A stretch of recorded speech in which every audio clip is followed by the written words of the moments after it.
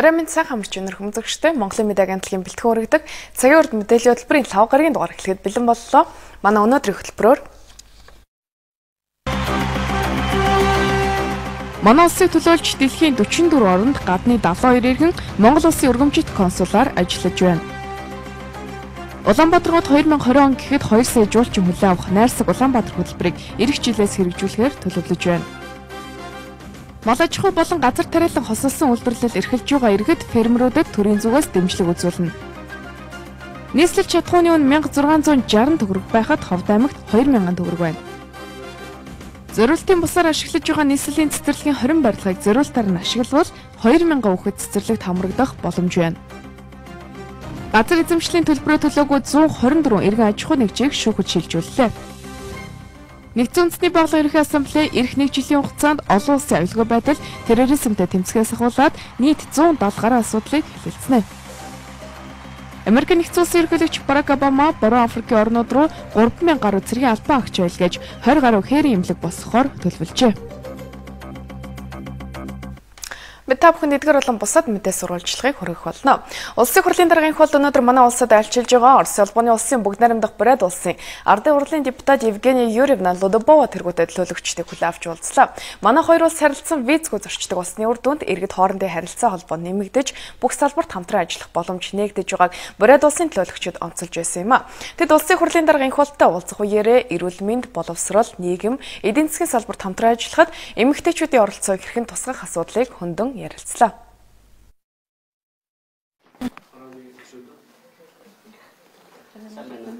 Тухайлбал хоёр орны сургууль цэцэрлэгийн сургалтын орчинг сайжруулах чиглэлд хамтран ажиллана. Түүнчлэн эрүүл мэндийн салбарын хамтын ажиллагааны хүрээнд эмч нараа харилцан солилцож туршлага судлуулахаар төлөвлөж байгаа юм байна. За өнгөрсөн хугацаанд бид бас Улаануд хотын эрүүл мэндийн салбарын үйл ажиллагаатай бас танилцлаа. Нийгмийн асуудлыг хэрхэн шийдвэрлэж байгаа талаар ялангуяа их хүүхдийн эрүүл мэндийн асуудлын талаар бид бас энэ нэлээд том ахиц гарсан байна. Бид бас энэ талаар харилцан туршлага солилцохоор бол ажиллаж байна. Хоёр орны хэлийн бомтыг хөгжүүлэгч мөн хамтын ажиллагааны нэг зорилго болохыг улсын хурал дахь Монгол Бурятын парламентын бүлгийн дарга онцолж байна. Энэ хил хязгаарыг 24 цагийн үйл ажиллагаатай ажилуулах. Ер нь Орос Монголын энэ хил орчмод нэг иргэн явахтал $120. За тэгээд хил дээр бол 4-5 хонож орж гардаг. За ингээд бид нэр удаа дараалан асуудал тавьсны үндсэнд Монгол улсын хил 24 цагийн ажиллагаатай болсон нааштай байгаамаа. Улсын хурал дахь эмэгтэй гишүүдийн урилгаар манай улсад альчилж байгаа Орос улбаны улсын Бурят улсын парламентын төлөөлөгчид альчлалынхаа үр дүнг хэрхэн харж байгаа тухайга инхүү ярьж байна. Монгол улсын хурал дахь эмэгтэй гишүүд биднийг найрсгаар хүлээн авч бид улсын хурлын даргатай илгэсэг дотно уулзалтыг хийсэндээ сэтгэгдэл маш өндөр байна. Энэ уулзалтаар бид хоёр улсын маш өргөн хүрээний хамтын ажиллагааны асуудлуудыг хөндөж байгаамаа.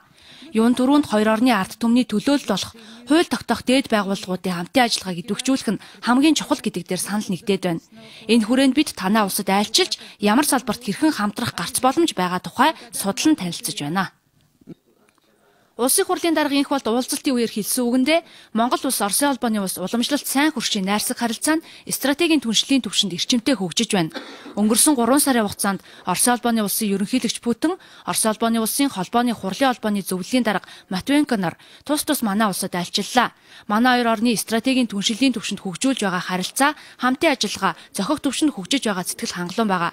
Гэсэн хэдий ч эдийн засгийн хамтын ажиллагааг улам эрчимжүүлэх нөхцөл бололцоо их бий хэмээн илэрхийлсэн юм а. Монгол улсыг төлөөлж дэлхийн 44 оронд 72 иргэн Монгол улсын өргөмжит консулаар ажиллаж байна. Албан ёсоор шагнал урамшуулал авалгүйгээр Монголын төлөө гэсэн цохилох зүрхтэй. Монгол улсыг төлөөлөн ажилладаг өргөмжит консулуудын 9 дахь удаагийн зөвлөлтөх уулзалт өнөөдөр Улаанбаатар хотод боллоо.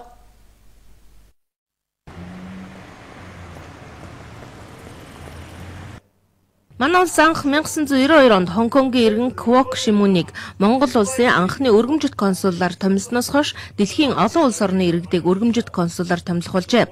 Консул гэдэг бол тухайн улс орондоо төлөөлж байгаа улс орноос сурталчлах, иргэдийнх нь эрх ашгийг хамгаалах зорилготой сайн дур ажилтнууд байдаг.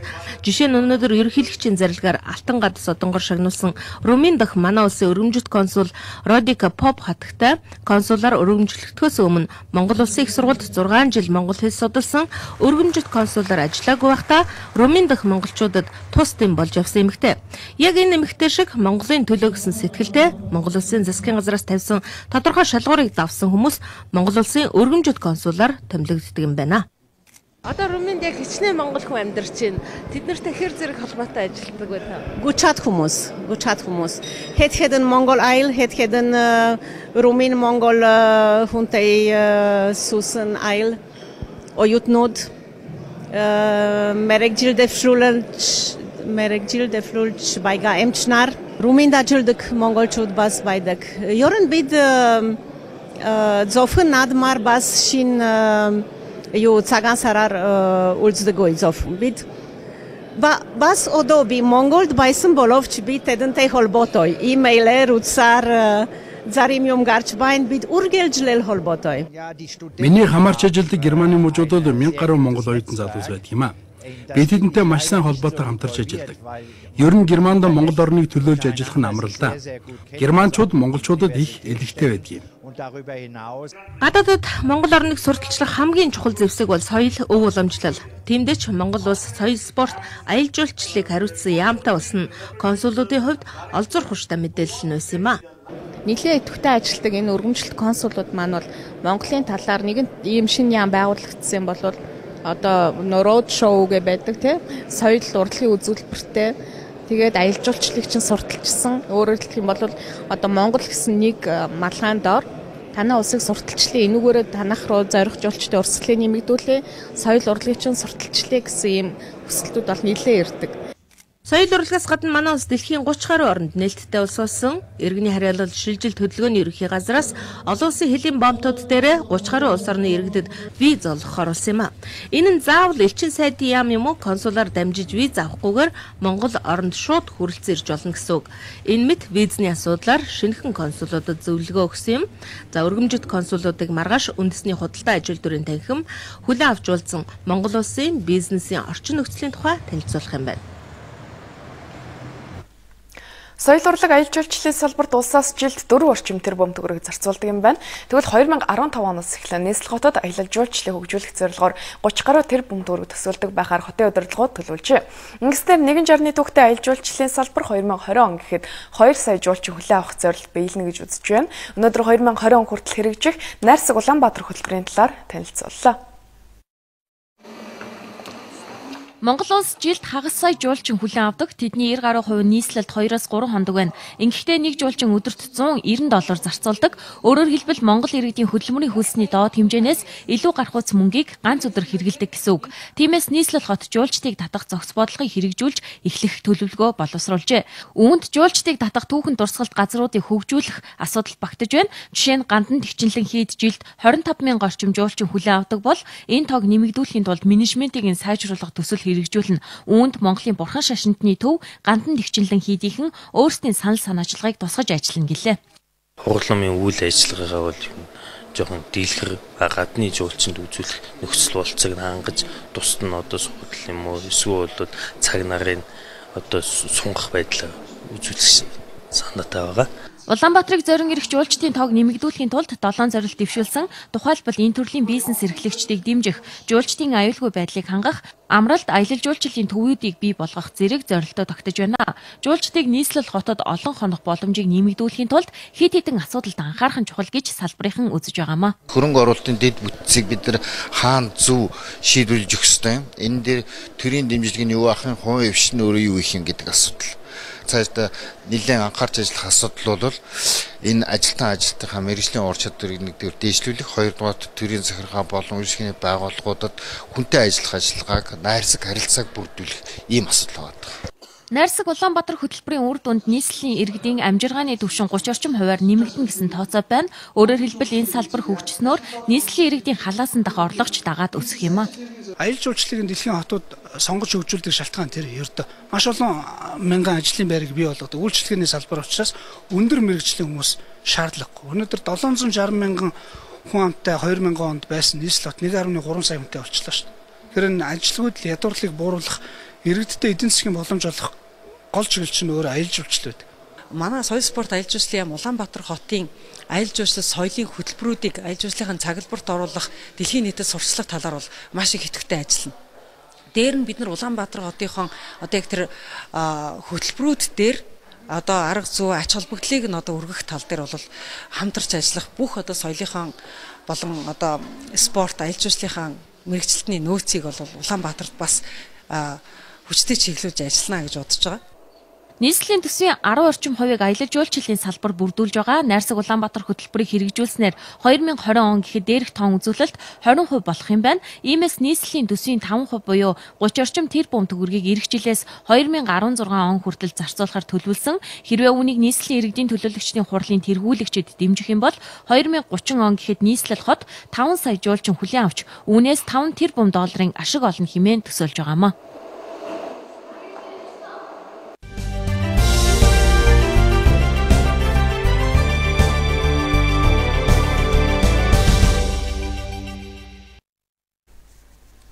Эрчимчсэн мал аж ахуй болон газар тариалан кослуулаа эрхлэх нь хөрснийхөө уржил шимийг алдагдуулалгүйгээр хөдөө аж ахуйн салбарт ашигтай ажиллах том боломж болохыг манай үйлдвэрлэгчид харж эхэлжээ. Төрийн зүгээс барьж байгаа бодлогоч мөн хосолсон үйлдвэрлэлийг явуулж байгаа иргэд фермеруудыг дэмжихэд чиглэгдэж байна. Монгол Улсын ерөнхийлөгч Сэлэнг аймагт ажиллах үеэрээ газар тариалан мал аж ахуй кослуулаа хөгжүүлж дотоодын хэрэгцээний тодорхой хувийг хангаж байгаа үйлдвэрүүд болох Гацуурт Ариун хориг компаниудын ажилтай танилцсан юм а. Малаа зөвхөн бэлчээрийн аргаар өсгий гэхээр газар тариалангийн талбай багасна. Нөгөө талдаа газар тариалангийн талбайг нэмэгдүүлэхийн хэрээр бэлчээр нутаг багасна. Малчид тариаланчдад тулгардаг ийм асуудлыг шийдэх боломж бол эрчимчсэн мал аж ахуй болохыг энэ салбарт хосолсон үйлдвэрлэлийг амжилттай явуулж байгаа компаниудын жишээ харуулна. Гацуурт компани махсууны чиглэлийн өндөр ашигтай малыг Францаас авчран өсгөн үржүүлж байна. Сэлэнг аймгийн 8 сум, Дархуул аймгийн 2 суманд нийт 50,000 гаруй га талбайд үр тариа хүнсний ногоо тариалдаг. Улаанбуудын дотоодын хэрэгцээний 10-аас 15%, хүнсний ногооны 5%-ыг тэд дангаараа хангадаг болжээ. Хүнсний ногоо гэх юм бол бид нар төмс 5-аас 600 гаад, луун нэг 60 га, сонгин нэг 50 га. За тэгээ бусдууд нь бол 2-3 га, 1 га жижиг хэмжээтэй. Усчуулсан манай энд яг энд бид нэр 1400 орчим га услаатай талбайд. Хамгийн гол зорилго маань дотоодын хэрэгцээг хангадаг болъё. Тэр үн одоо тодорхой хэмжээгээр улс бол татаац ямар нэгэн хэлбэр дэмжлэг үзүүлэх тийм зорилттой учраас дотоодын хэрэгцээг ханган ихний хэлж гэдэг тийм зорилттой байж. Газар тариалан ийм маягаар эрхлээд дээр нь мал аж ахуйтайгаа хослуулад тэгээ нөгөө мал аж ахуйнхаа хувьд нөгөө тэжээлийн бэлдээд ингэх юм бол одоо эн чинь нэг тийм бүхэл бүтэн нэг тийм цогц үйлдвэрлэл болоод байна. Тийм учраас яг энэ чиглэлд ажиллаж байгаа улсынхаа санааг сонсоод тэгээд энэ дээрээ тулгуурласан бодлого гаргаад дэмжлэгээ их зөв томьёолол явуучих юм бол болох гэдэг юм л да. Төрөөс дэмжсэн дэмжлэг аж ахуй эрхлэгчдэд үр ашгаа өгч байгааг Гацуурт компани жишээнээс харж болно. Эднийг 2011 онд эрчимчсэн мал аж ахуйн хөгжлийг дэмжих хөтөлбөрийн хүрээнд 6 жилийн хугацаатай зээл авчээ. Ирэх жилээс зээлээ эргэн төлж эхэлнэ. Ингэхдээ 200 толгой өсвөр цэвэр өхрээр төлж эхлэх юм байна. Газар тариалан болон мал аж ахуйг хослуулан хөгжүүлж байгаа өөр нэг томоохон үйлдвэр бол Сэлэнг аймгийн Зүүн бүрэн сумын Ариун хориг компани. 2005 онд анх услагаатай тариалангийн үйлдвэрлэл эрхлэх зорилготойгоор нээгдэж байсан энэ үйлдвэр 2008 оноос эхлэн эрчимчсэн мал аж ахуйг өсгөж эхэлжээ. Тариалан болон мал аж ахуй дээрээ суйрлан өндөр технологи бүхий хэд хэдэн үйлдвэрийг ашиглалтанд оруулсан байна. Тэд сүүлд байгуулсан ургамлын тосны үйлдвэр, гурвалжин будаах аслах үйлдвэр, хагас боловсруулсан төмөсний үйлдвэр болон шилбэл балаас гарах бүтээгдэхүүнээ ерөнхийлөгчид танилцуулсан юм а. Тэгэд энэ арьс нь ийм арьс гардаг. Энэ нөгөө одоо хурганы арьс гэдэг чинь жоохоо юм байдаг шүү дээ. Энэ бол ямар ч тийм гэмтэл байхгүй. Хурганы арьс болохоор одоо Монгол малчин гэдэг баахан шивээ мэвэ гэл ингэж ороод баахан гэмтэл гардаг шүү дээ. Энэ бол тийм гэмтэл гардаг. Ийм сайхан арьс гарна. Мах нь бол одоо нөгөө дэлхийн зах зээл дээр Австрали, Шинэ Зеланд энэ ч одоо зардаг яг тэр мах нь байхгүй. Бэлчээрийг зохистой ашиглах, хадлангийн талбайг өнжөөн сайжруулах, мал аж ахуйн үйлдвэрлэлийн хэмжээг нэмэх гээд олон талын ач холбогдол газар тариалан мал аж ахуйг хослуулан хөгжүүлснээр бүрдэнэ гэж салбарынхаа харж байна. Цаашдаа хослсон үйлдвэрлэлийг хөгжүүлж, өндөр технологиг нэвтрүүлэхээр ажиллаж байгаа дээрхийн адил компаниудад дэмжлэг туслалцаа үзүүлэхэд нээлттэй гэж Монгол Улсын ерөнхийлөгч Сэлэнг аймгийн үйлдвэрүүдтэй танилцах үеэрээ онцолж байлаа. Орон нутгаас бэлтгэсэн мэдээ сурвалжлага Ховд аймгаас үргэлжилж байна. Орон нутгийн иргэдийн өмнө тулгамдж байгаа гол асуудлууд бол цалин тэтгэвэр нэмэгдэхгүй, бараа бүтээгдэхүүний үнийн өсөлт болон ажлын байр байхгүй, ард иргэдийн амьдрал хүнд гэсэн сэдвүүд хэвээр байгаа юм а. Энэ удаад бид аслагдсан нутгийнханд бүсийн нэмэгдэл хэрэгтэй талаарх мэдээлэл хүргэхээр бэлтгэлээ. Иргэд Улаанбаатар хотоос хол амьдрах тусмаа тээврийн зардал нэмэгддэг. Үүнийгээ дагаад бараа үйлчилгээний үн өсөж, алслагдсан бүсэд амьдарч байгаа хүмүүс өртөг өндөртэй үйлчилгээ авсаар байна. Нийслэлд 1600 орчим төгрөг байдаг бензиний үн Ховд аймагт 2000 гаруй төгрөгийн үнэтэй, тэтгэвэр цалин хүрэлцээгүй малчдад үнийн өсөлт хамгийн түрүүнд мэдрэгдэж байна. Нэг уут хуралч одоо эрдээс нэг малын толгой. Одоо 50 хэдэн мянган төгрөгийн үнэтэй манай энд одоо байж байна. Нэг уут хурал. Аймгийн төвдөр 30-40 мянгата, 45 мянгата, 49 мянгата аймгийн төвдөр байлаа. Юмнаа нэмэгдэнэ гэж одоо их нэмэгдэх юм. Одоо зөвхөн нэг ууд хурлаа уйгахтаар 50 гарчсан байна.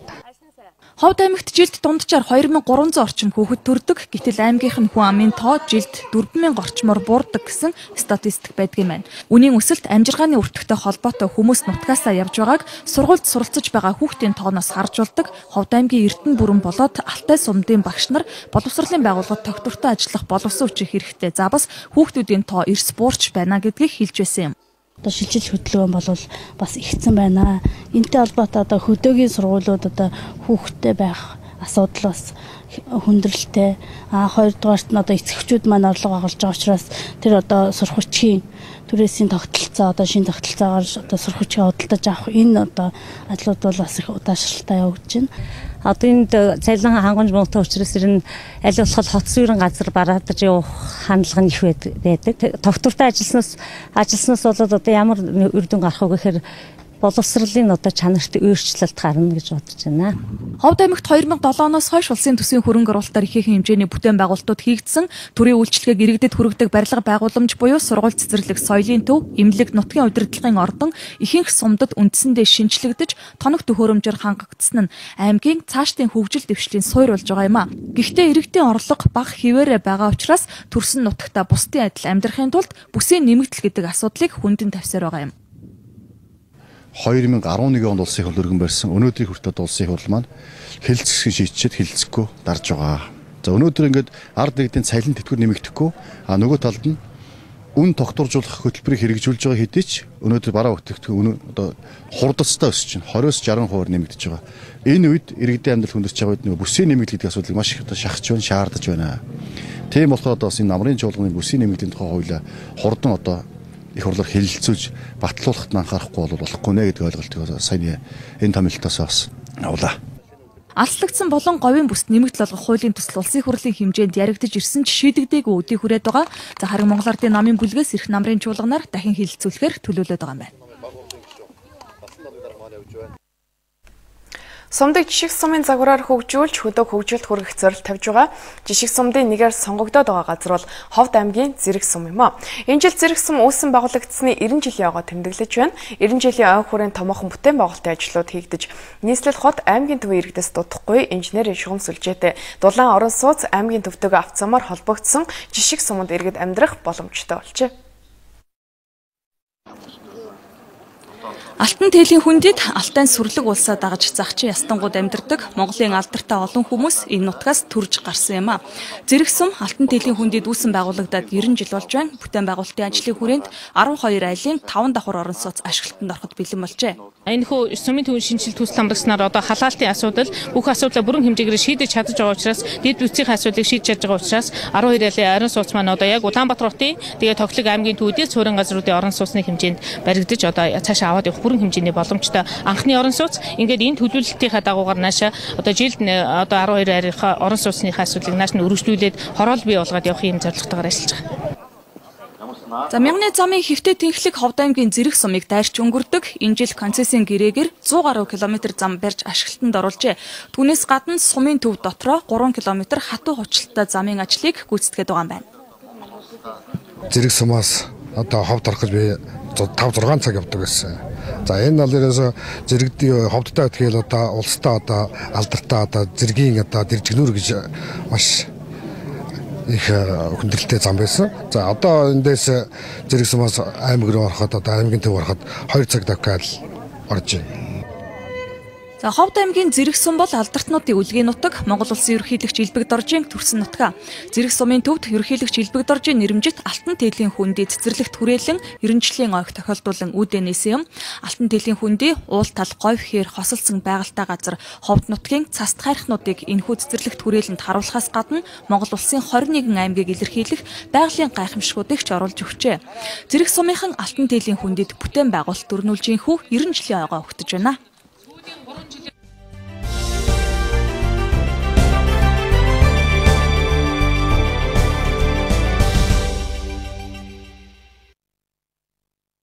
Улаанбаатар хотын налах дүүрэгт олон улсын санхүүгийн ING байгууллагаас гэр цэцэрлэгийн зорилтоор ашиглуулахаар иж бүрэн 4 гэрээг тавилга болон тоглоомын амд хүлээлт өглөө. Эдгээр гэр цэцэрлэгүүд ажиллаж эхэлснээр тус дүүргийн анслагдсан хороодын 50 хүүхэд шинээр сургуулийн өмнөх боловсролын үйлчилгээнд хамрагдах боломжтой боллоо. Нэгдсэн үндэсний байгууллагын хүүхдийн сан 2012 оноос эхлэн Улаанбаатар хотын налах дүүргийн засаг даргын тамгын газар боловсролын хилцс болон иргэний нийгмийн байгууллагуудтай хамтран бага насны хүүхдийн хөгжлийг дэмжих сургууль бэлтгэх асуудлаар хамтран ажиллаж эхэлжээ. Ингэхдээ мэрэгжлийн боловсон хүчин хөгжлийн ажилтнууд эцэг их гэр бүлийн гишүүдийг чадваржуулах, сургуулийн өмнөх боловсролын хамрал сургалтыг нэмэгдүүлэх чиглэлээрч цөөнгүй үйл ажиллагааг үр дүнтэй хэрэгжүүлсэн байна. Тэр дундаа дүүргийн анслагдсан хороодын цэцэрлэгүүдэд гэр цэцэрлэг байгуулах, сургалтын орчныг сайжруулахад дэмжлэг үзүүлэн ажиллаж байгаа юм байна. Цэцэрлэгт хамрал хүүхдүүдийн 53% нь одоо хамрагдаж чадсан байгаа. Нэлээ одоо хэмжээний хүүхдүүд одоо өнөөдөр гэртээ байна гэсэн үг. Тэгэхээр энэ ирж байгаа цэцэрлэг гэр цэцэрлэгийн хувьд бол манай налах дүүрэгт бол маш чухал ач холбогдолтой. Энэ одоо бид нөөс зуны сургалт явуулдаг, эндээ хэрэглэн аваас гадна нойлдны асуудлыг шийдэж чадах юм бол өвлийн зах сэргийлэх боломжтой юм байдаг. Хүүхэд бүр сургуулийн өмнөх насндаа цэцэрлэгт хамрагдах нь хамгийн чухал байдаг. Энэ нь тухайн хүүхэд цаашдаа завсардалгүйгээр тасралтгүй суралцах үндэс нь болдог гэж үздэг. Харамсалтай цэцэрлэгийн хүрэлцээгүй байдлаас болж сургуулийн өмнөх насндаа цэцэрлэгт хамрагдаж чадахгүй байгаа хүүхдүүд олон байна. Тэгвэл налах дүүрэгт олгосон 4 гэр цэцэрлэгт дунджаар 40-50 хүүхэд хүлээн авч хичээлэх боломжтой гэж үзвэл тус дүүргийн цэцэрлэгт хамрагдаж чадлагүй гэртээ сууж байгаа хүүхдүүдийг бүрэн хамруулж сургуулийн өмнөх боловсрол эзэмшүүлэх боломжтой болж байгаа юм аа. Өнөөдөр бид нийслэлийн налах дүүргийн 151-152 дугаар цэцэрлэгүүдэд эдгээр гэр цэцэрлэгийг хандивлаж байна. Энэ төслийг нэгдсэн үндэсний байгууллагын хүүхдийн сан болон налах дүүргийн захиргаатай хамтран хэрэгжүүлснээр олон хүүхэд сургуулийн өмнөх боловсрол эзэмших боломжтой болж байна. ING банк Монголын хүүхэд багчуудын боловсролд хөрөнгө оруулж байгаадаа маш баяртай байна. Манай банк нэгдсэн үндэсний байгууллагын хүүхдийн сантай олон улсын төвшөнд харилцаатай бөгөөд Монголд хамтран ажиллах боломж олдож байгаа нь аз завшаа юм а. Цаашид бид нэгдсэн үндэсний байгууллагын хүүхдийн сан болон налах дүүргийн захиргаатай бусад төслүүдээр ч хамтран ажиллаж дэмжлэг үзүүлэх болно. Нэгдсэн үндэсний байгууллагын хүүхдийн сан болон ING санхүүгийн байгууллагын дэлхийн түвшил нь 2005 оноос эхэлтэй юм байна. Энэхүү түвшлийн үндсэн зорилго нь 2015 он гэхэд наад зах нь 1 сая ядуу хүүхдийг сургуулийн болон чанартай боловсролын үйлчилгээнд хамруулах, цаашлаад тэдний амьдрах орчныг сайжруулахад чиглэгдэг юм байна.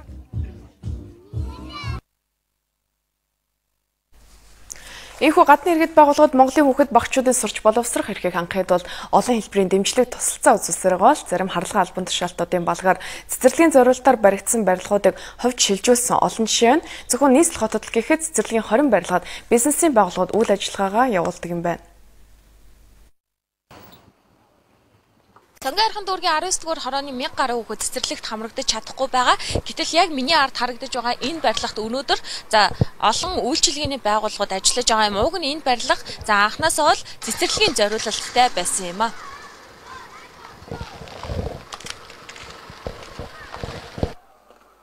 Нийслэлийн сонгон хайрхан дүүргийн 19-р хороонд байрлах 5-р яслын энэ барилга 1956 онд баригдаж дасралтгүй 41 жил цэцэрлэгийн зориулалтаар ашиглагджээ.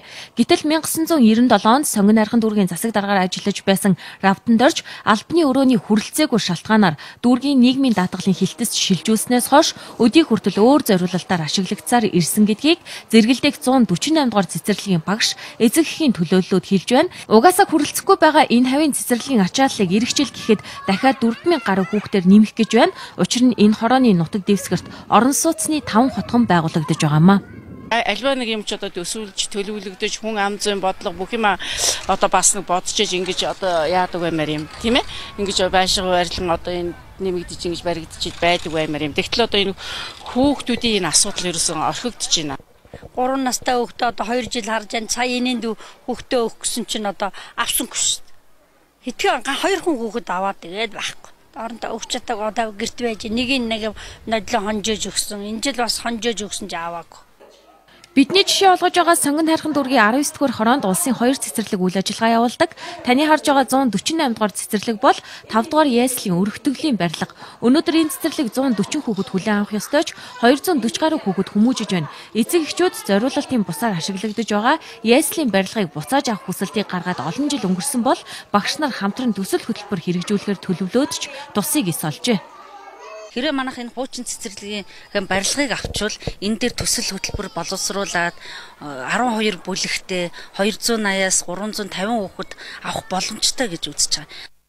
Улаанбаатар хотын төвийн 5 дүүрэгт зориулалтын бусаар ашиглагдаж байгаа цэцэрлэгийн барилгуудын мэдээллийг харуулъя. Нийслэлийн хаанвал дүүргийн 1-р хороонд 150 хүүхэд хүлээн авах хүчин чадалтай цэцэрлэгт шүдний хувийн имлэг, 3-р хороонд мөн л 150 хүүхэд хүлээн авах боломжтой цэцэрлэгийн барилга агуулах болсон. Баянзүрх дүүргийн 4-р хороонд 280 хүүхдийн цэцэрлэгийг хэн хизээ хэрхэн хувьчилсан эзэмшигч нь тодорхойгүйгээр зориулалтын бусаар ашиглагдаж байгаа цэцэрлэгүүдийн жагсаалт хөвөрч байна. Нийслэлийн засаг дарга ийм барилгуудыг цэцэрлэгийн зориулалтаар ашиглах эцэг эхчүүдийн санаачилгыг дэмжиж ажиллахаа илэрхийлээд удаж байгаа. Иймээс бид нийслэлийн засаг даргаас тайлбар авсан юм а. Ерөөсөө тэр зориулалтын бус цэцэрлэг барьсан газруудын талбайг чөлөөлж авах, талбай сул талбайнуудын авах маягаар бол одоо цэцэрлэгийг барих ийм ажлыг эхлүүлэх нь зүйтэй гэсэн ийм одоо үе шатны ажлууд руу ороод байгаа. Гэхдээ энийг бид нар бас удахгүй ингээд эх 7 оноос удирдлагын зөвлөөр хэлцгээе. Энэ онд нийслэл 45 цэцэрлэг шинээр ашиглалтанд орно. 100 хүүхэд хүлээн авах хүчин чадалтай цэцэрлэг дунджаар 1 тэрбум төгрөгийн өртгөөр босдог байна. Өнөөдөр улсын хэмжээнд 800 гаруй цэцэрлэг хэрэгтэй. Хэрвээ зориулалтын бусаар ашиглагдаж байгаа дээрх цэцэрлэгүүдийг зориулалтаар нь ашиглах юм бол 2000 гаруй хүүхэд цэцэрлэгт хамрагдаж улс нийслэлийн төсвөөс ч их хэмжээний хөрөнгө мөнгө хэмнэх боломж харагдаж байгаамаа.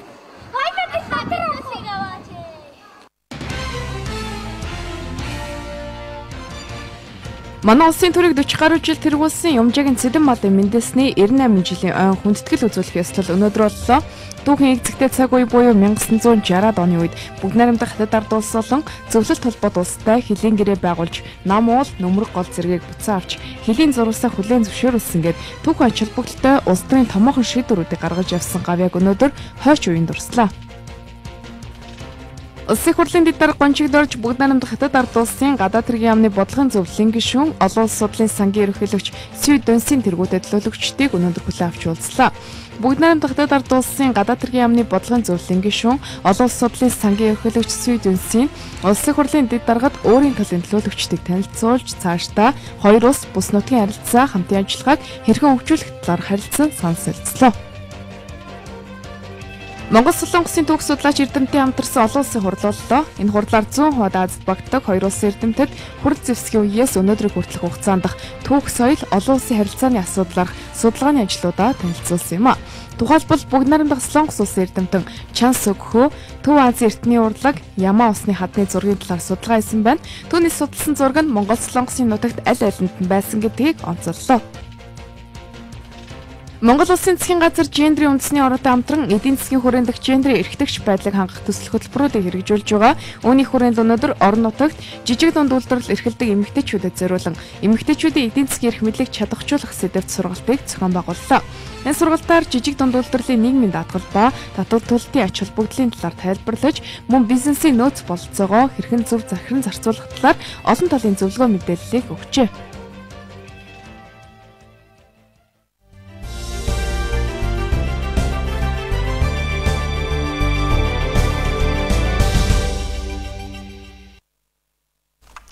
Цагаар төлбөртэй хамт байгаа үзэгчдэд баярлалаа. Нийслэлийн хэмжээнд нийт 16176 иргэн аж ахуй нэгж газар эзэмшдэг. Тэд улирал тутам нийслэлийн газрыг ашигласныхаа төлбөрийг төлөх хуультай энэ төлбөрөө төлөөгүй эзэмшигчдийн газар эзэмших эрхийг нь цуцлахаар болсон тухай өнөөдөр нийслэлийн өмчийн харилцааны газраас мэдээллээ. Нийслэлд газар эзэмшигчдээс харилцаа адилгүй төлбөр авдаг. Гол төлөв ашиглаж байгаа зориултыг нь харгалзан үзэж төлбөр тогтоодгоо. Энэ төлбөрийг улирал тутам төлөх хатуу гэрээ байгуулж байж эзэмших эрхийг авдаг байна. Жишээлбэл Баян зүрх дүүргийн 26 дугаар хорооны нутаг дэвсгэрт нэгэн төрийн бус байгууллага нэг газрыг эзэмшдэг. Уг төрийн бус байгууллага жил бүр 2,452,000 төгрөг газрын төлбөрт төлөх ёстой. Гэсэн ч хугацаанд төлөлгүй 2 жил болсон тул шүүхэд өгч эзэмших эрхийг нь цуцлуулах харуулжээ. Яг ийм нийслэлийн захирамжаар газар эзэмшиж байгаа 124 аж ахуй нэгж газар эзэмшсэн төлбөрөө хугацаанд нь төлөөгүй байна. Ер нь бол газрын төлбөрийг улирал бүрийн эхний сарын 25-ны дотор төлнө гэсэн газрын төлбөрийн тухай хуулийн 9-2 гэдэг заалтан дээр заагаад өгчихсөн байдаг. Иймээс газар эзэмшиж ашиглаж байгаа иргэн аж ахуй нэгжүүд бол газрын төлбөр хоромжоо цаг хугацаанд нь төлөхгүй болвол одоо бид нар шүүх хяналтын байгууллага шийдвэрлэх болон газар эзэмшихийг цуцлах хүртэл арга хэмжээ авч байгааг. Богд хауулын дархан цаастай газарт газар эзэмшиж байгаа иргэн аж ахуй нэгжүүд 3 дахин өндөр хэмжээний төлбөр төлөх хуулиар тогтоосон үүрэгтэй. Богд ууланд зайсангийн аманд газар өмчлүүлдэггүй. Зөвхөн эзэмшүүлдэг учраас энд байрлаж байгаа орон сууц хувь иргэн чалгаагүй төлбөр төлөх ёстой. Түүнчлэн хуулийн дагуу өмчилж авсан тэг зууны 7 газартаач иргэн бүр татвар төлөх ёстой юм байна. Өмчилж байгаа газрын хувьд бол газрын төлбөрөөс чөлөөлдөг. Газрын албан татвар гэдэг зүйлийг л төлдөг. Энэ бол жил болгон 2714 төгрөг байдаг. Ер нь жил бүр газар эзэмшлийн төлбөрөөс нийслэлийн төсөвт 50.2 тэрбум төгрөг төвлөрүүлдэг. Хэдийгээр эзэмшлийнхээ газарт өөрийн гэсэн овоохоогоо босгосон ч гэсэн иргэншсэн хотод үйл ажиллагаа явуулж байгаагаа санаж төлөх ёстой төлбөрөө цаг тухайд нь тушааж байгааг нийслэлийн өмчийн харилцааны газрынхан анхааруулж байлаа. Сүүлийн тоног цахим мэдээллийн орчинд хүүхдийн болгоны талаар нэгэн мэдээлэл тархаж эцэг эхчүүдийг айдас тавтуулаад байгаа. Цагдаагийн байгууллагуудад хүртэл хүүхэд улгаалах гэмтрэг болгоомжлох төвшөнд очиод байгаа хэсэгт хариулт өгөхийг хүссэн хүсэлтүүд цөөнгүй ирэх болжээ. Үнэхээр хүүхэд улгаалж хүний 8-ны золиос болох гэж байсан уу гэсэн иргэдийн асуултанд хариулт авахар бид цагдаагийн ерхий газрын хэвлэл мэдээллийн төвийн даргатай уулзлаа. Нэгэн бүсгэн Facebook хуудсандаа сэрэмжлүүлэг болгон тавьсан мэдээ хурдцтай тархаж байна. Түүний бичснээр найзынх нь 2 хүүхдийг машинтай хүмүүс сулгаалаад зүгтаах гэж байхад ээж нь очиж болиулсан гэжээ. Цагдаагийнхын мэдээллийн дагуу шалгахад найзынх нь биш, 1 хоногийн өмнө ч биш, 2 сарын өмнө 3-4 дахь этгээдээс дам сонссон мэдээлэл болох нь батлагджээ. Гэсэн ч цагдаагийнхан цааш нь үргэлжлүүлэн шалгаж байгаа юм байна. За яг энэ олон мэдээллүүдийг бид нар бол араас нь цагдаад бүртгэсэнгүүд орхитгүй бүх мэдээллийн мөрөөр шалгалтын ажлууд явагддаг. Одоогоор энэ яг ярьсан зүйлийн асуудал тогтоохдохгүй байна. Гэхдээ бид нар бол тогтоохдохгүй нөт орхгүй нарийн шалгана. 2 жилийн өмнө төмөр замын өртөн дээрээс хүүхдээ нэг ахмад насны эмэгтэйд алдсан хэрэг гарсан нь одоо ч шийдэгдээгүй, хүүхэд нь олдоогүй хэвээр байна. Хүний 8-ны тэр дундаа яг хүүхдийн эд эрхтнийг авах зорилгоор хүүхэд хулгайлсан тохиолдол одоогоор манад бүртгэгдээгүй ч бэлгийн болон хөдөлмөрийн мөлжлөгийн зорилгоор сүүлийн 7 жилийн байдлаар 178 эрэг бүртгэгдэжээ. Манад хоногт 5-6 хүүхэд алга боллоо гэсэн дуудлага цагдаагийн газар бүртгэгдэг боловч ихэнх нь олддог байна. Ихэвчлэн гэр бүлийн дарамтчилтаас зүгтааж гадуур хонох эсвэл PC тоглоомын газар хонох зэрэг тохиолдлуудаас болж эрен сурвалжлахад хүргэдэг юм байна. 1988 оноос хойш өнөөдрийг хүртэл нийт 24 хүүхэд ор сургаггүй алга болсны 14 Улаанбаатарт 11 нь орон нутагт алга болсон гэсэн тоо баримт байдаг юм а.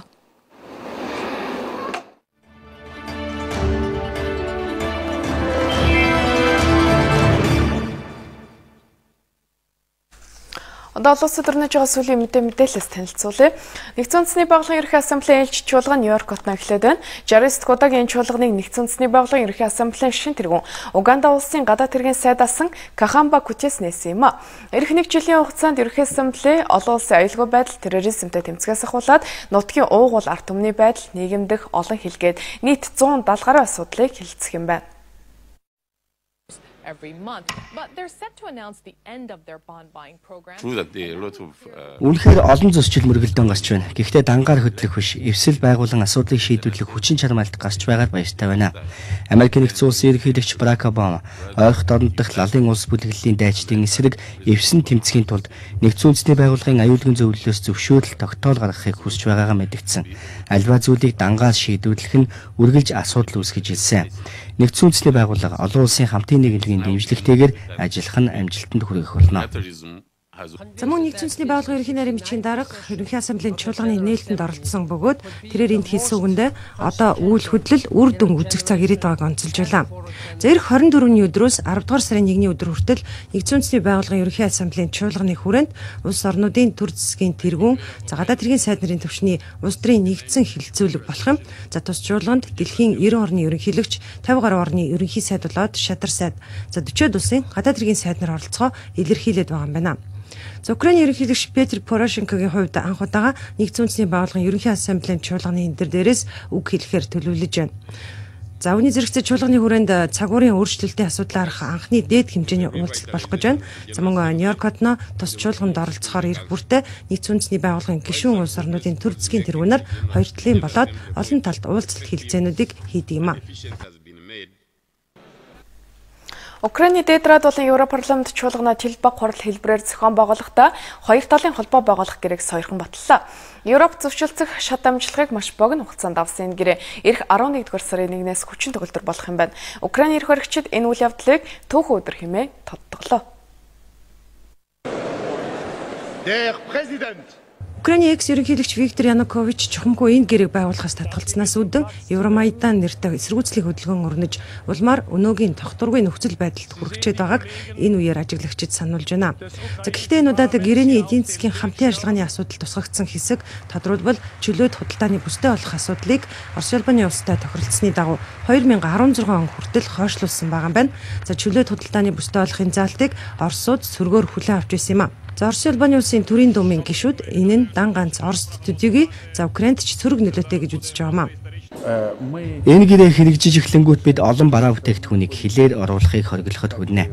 Учир нь Европын чанар сайтай харьцангуй хямд үнэтэй бүтээгдэхүүнүүдтэй Украин болон Оросын өрсөлдөнө гэж байхгүй болно. Оросын эрх баригчид мөн Европын албаа Украин чөлөөт худалдааны бүстэй болсон тохиолдолд Орос Украины хооронд одоо байгаа ийм бүсийг хүчингүй болох шаардлага тулж ирэхийг анхааруулж байна. За одоогийн байдлаар Орос улбаны улс Украины эдийн засгийн хамтын ажиллагаа тусгаар улсуудын хамтын нөхрөлийн орнуудын гэрээ хэлэлцээрийн хүрээнд гайл татваргүйгээр зохицуулагдаж байгаа юм байна.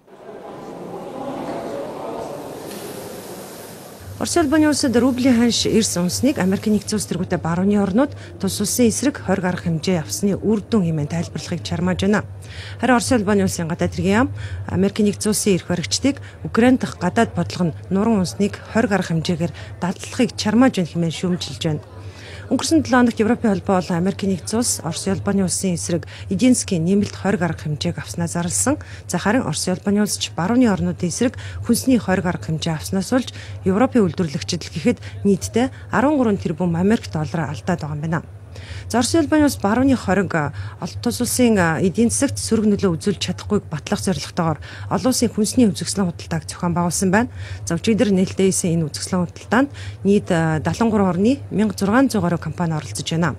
Үзэсгэлэн худалдаанд Оросын зах зээлд шинээр гарахыг эрмэлзэж байгаа компаниудаас гадна 20 гаруй хэмжээ авагдсан ч худалдаанд амиагаа үргэлжлүүлнэ гэж найдаж байгаа үйлдвэрлэгчид ч оролцож байгаа юм байна. Америкийн нэгдсэн улс өхлийн аюулт Эбола вирусын эсрэг дайн зарлаад байна. Ерөнхийлөгч Барак Обама энэ зорилгоор халдварт өвчин тархаад байгаа баруун Африкийн орнууд руу 3000 гаруй цэргийн албан агч айлгээж 20 гаруй хэр эмнэлэг босгохоор төлөвлөж байгаагаа зарлалаа. Америкийн нэгдсэн улсын ерөнхийлөгч өхлийн аюулт вирусын халдвар авсан хүнд анхны тусламж үйлчилгээ үзүүлсэн Атланта дахь Эмора их сургуулийн эмч нартай уулзсан байна. За мөн Америкийн сенатын гишүүд энэ вирусын халдвар авсан ч эмчлэгдэж чадсан Кент Брентли эмчийн тэлтгэлийг сонсчээ. За энэ дагуу баруун Африкт маш хурдцтай тархаж байгаа Эбола вирусын халдвар хяналтаас гарч нөхцөл байдал хүндэрч байгаагийн эсрэг шийдвэртэй арга хэмжээ авахар болсон байна. Америкийн нэгдсэн улсын ерөнхийлөгч Барак Обама мөн олон улсын хамтын нийгэмлэгийн улс орнуудад хандаж халдварт өвчний эсрэг тэмцэлд шуурхай бодиттой дэмжлэг үзүүлэхийг уриалаад байна. Дэлхийн эрүүл мэндийн байгууллагын мэдээгээр энэ вирусын халдвар авсан хүний тоо 50000-ыг даваад байгаа төдийгүй 2400 гаруй хүн амнасаа алдаад байгаа юм байна. За мөн олон улсын тус байгууллага 3-7 хоногийн дотор Эболагийн халдвар авах хүний тоо 2 дахин нэмэгдэж болзошгүй байгааг анхааруулад за энэ өвчнөд тэмцэх зардалд нийтдээ 1 тэрбум Америк доллар шаардагдаж мэдхээр байгааг мэдгдсэн байна. Америкийн нэгдсэн улсын батлан амлахын сайд Чак Хейгл Ирак Сирдэх лалын ус бүлгэлийн дайчдын эсрэг явуулж байгаа цэргийн ажиллагаа удаан хугацаагаар үргэлжлэх төдийгүй шаардлага гарсан тохиолдолд хуурай замын цэргүүдэгч энэ ажиллагаанд оруулна гэдгийг мэдэгдээд байна. За мөн дэлхийн 30 гаруй улс лалын хит аврагчдын эсрэг тэмцэлд нэгдэж цэргийн тусламж үзүүлэхээ илэрхийлээд байгааг мэдээлсэн юм. Америкийн нэгдсэн улсын зэвсэгт хүчний штабын дарга нарын газрын зөвлөлийн тэргүүн Мартин Демпсиж олон улсын эвсэл байгуулах нь зөв зам бөгөөд лалын дайчдын эсрэг тэмцэл энэ тохиолдолд амжилтанд хүрнэ гэж үзэж байгаагаа илэрхийлсэн юм. Түүнчлэн энэ тэмцэл амжилтанд хүрэхэд дан ганц цэргийн хүч биш. За бүс нутаг дахь улс төрийн дэвшил Ирак, Сирийн идэвхтэй түншлэлж шаардлагатайг Пентагоны тэргүүн онцлсон байна. Италийн Ром хотно ирэх 19-ээс 21-ний өдрүүдэд дэлхийн хүнсний хөтөлбөр дэлхийн эрүүл мэндийн байгууллагаас хүнсний асуудлаарх олон улсын баг хурлыг хамтран зохион байгуулах гэж байна. За энэ баг хурлын үеэр хүнс хөдөө аж ахуйн байгууллага, хөдөө аж ахуйн хөгжлийн олон улсын сан, за дэлхийн хүнсний хөтөлбөрийнхний хамтран гаргасан шинэхэн тайлан илтгэлийг хэлэлцэх гэж байна. Энэ тайлан илтгэлд манай гарагийн 9 хүн тутмын нэг нь буюу нийтдээ 805 сая хүн хоол хүнсний дутагдалд орсон хэвээр байгааг тэмдэглэжээ. Гэхдээ сүүлийн 10 жилийн дотор дэлхийн хэмжээнд үлсгэлэнд нэрвэгдэж байгаа хүмүүсийн тоо 100 саяар буурсан нааштай мэдээлэл багтсан байна. За үүний зэрэгцээ хөгжиж буй 63 орон үлсгэлэнд нэрвэгсдийн тоог 2 дахин бууруулах зорилгодоо хүрч чадсан бол өөр 6 орон 2015 онд энэ зорилтоо биелүүлж чадхаар байгааг тэмдэглэжээ. За энэ дагуу олон улсын байгууллагын удирдагчид үлсгэлэнгийн дайнд ялалт байгуулах боломж байгааг онцлоод олон улсын хамтын нийгэмлэгийнхэн улс орнууд харилцан бие биендээ цаашдаж туслах шаардлагатай байгааг анхааруулсан байна. Шотландын 1-р сайд Алекс Салмонд тусгаар тогтносон тус улсад фунт стерлингийг үндэсний валют болгон ашиглахыг хинч хориглож чадахгүй хэмээн мэдгдсэн байна.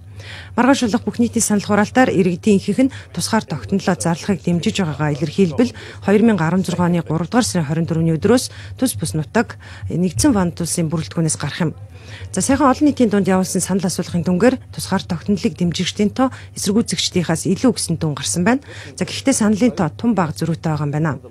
Шотландын 1-р сайд фунт стерлингийг ашиглахад хориг тавина гэдэг мэдээлэл тархаад байгаа нь огт худал болохыг мэдэгдээд Англи бол Шотландын худалдааны томоохон түнш, харин Шотланд Английн худалдааны 2 дахь том түнш учир фунт стерлингтэй холбоотой ухаалаг тохиролцоонд аль тал нь хүрэх хэрэгтэй болно хэмээн онцлсан байна. Америкийн олон орон судлаачдыг олон улсын сансрын станцад хүргэх сансрын хөлөг бүтээх ажлыг Boeing, SpaceX компаниуд гүйцэтгэхээр болсон байна. NASA-гийн мэргэжилтнүүд энэ төсөлд өрсөлдсөн 3 компаниас ийм сонголт хийснээ зарласан юм а. Америкийн олон дахин ашиглах зориулалттай сансрын хөлгүүд 2011 онд ашиглалтаас хасагдсанаас хойш тус улсын сансрын нисгчид зөвхөн Оросын Союз хөлгөөр л олон улсын сансрын станц руу хөөрдөг болсон юм. За Вашингтон, Москвагийн хооронд байгуулсан Союз хөлгийг хамтран ашиглах гэрээ нь 2017 он хүртэл хүчинтэй юм байна. За энэ гэрээний дагуу Америкийн нэгдсэн улс нэг одон орон судлаач нисгэхэд л $70 сая Роскосмост төлдөг байна. Харин шинэ төсөл амжилттай хэрэгжүүл 2017 оноос өөрийн гэсэн хөлгөөрөө сансарт нисдэг болох юм байна. За хоёр компанитай байгуулсан гэрээний нийт өртөг нь $6 тэрбум 800 сая юм байна. Эх орон төлөө дэлхийд дахин дурнаж байгаа сүүлийн мэдээлэлс танилцууллаа. Үргэлжлүүлэн цагаагаар мэдээг хүлээн авна уу.